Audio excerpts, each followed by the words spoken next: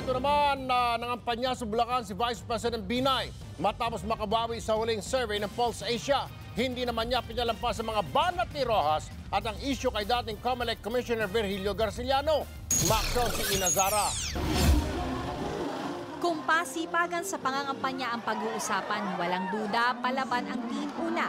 Umulan, umaraw o gumabi, tuloy ang panliligaw sa mga botante. Kanina nga hanggang sa sementeryo nangampanya ang Una pero nataon lang daw ito. Panaya sabi nyo, panalo. Hoy, nasa sementeryo tayo ha! Yung mga nagsisigaw na panalo, iboboto nyo ako para manalo ha!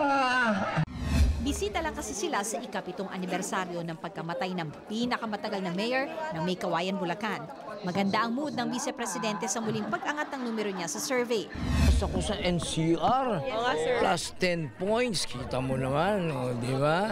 Sabi niya, ganitong-ganito ang nangyari noong tumakbo at nanalo siyang Vice Presidente.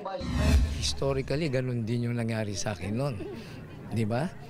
Nag-ariba ko yung sa last 2 months, lalo-lalo na sa last 2 weeks. So, I think history is going to be repeated.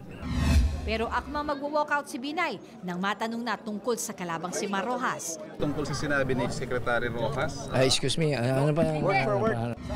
Itong bintang ulitin ko, Mr. Rojas, hindi ho yan fact. Hindi ho, wala akong kanya. Ay ikaw, pagbibintangan din kita, ang dami mo rin kaming ginirabilidad sa DOTC, merong campaign ba, pero ayaw kong pagbintangan ka kasi mali yung magbintang para makasira lamang sa pagkatao ng isang tao.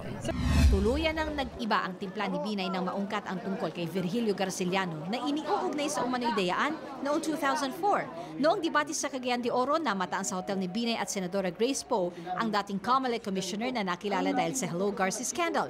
Ang pag-uusap nila ni dating Pangulong Arroyo para umano'y manipulahin ang resulta ng halalan noon. Ba't ayaw pa ako diretsahin kung nakausap ko, nakita ko ba o ako'y consultant ko yun? Mga kababayan, talagang itong aking mga kalaban ay ayaw lang tumigil, naninervyos na. Inaasahan daw ng kampo ni Binay na mas titindi pa ang mga paninira ngayong tumaas ang rating niya. Umaaksyon, Ina Zara, News 5.